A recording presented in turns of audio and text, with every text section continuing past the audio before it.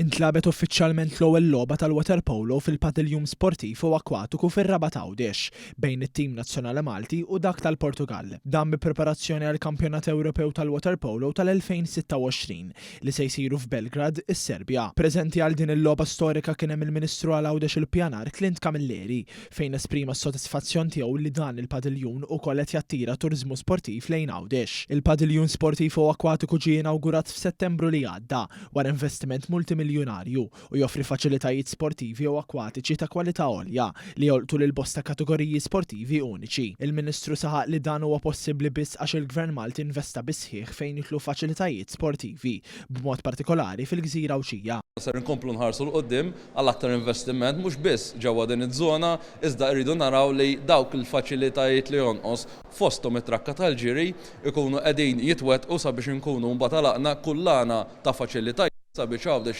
jista' jkun destinazzjoni turistika fejn għandu x'jaqsam l-isport. It-tim nazzjonali Malti tal-water polo b'kollox lab 3 logħbiet li servew bħala preparazzjoni kontra l-Portugal, parti mill-programm ta' taħriġ kontinwu preparazzjoni internazzjonali tal-istess tim nazzjonali Malti. Intant il-Ministru Camilleri feraħ lit-tim Malti li rebaħ bl-iskor ta' 19 b'17.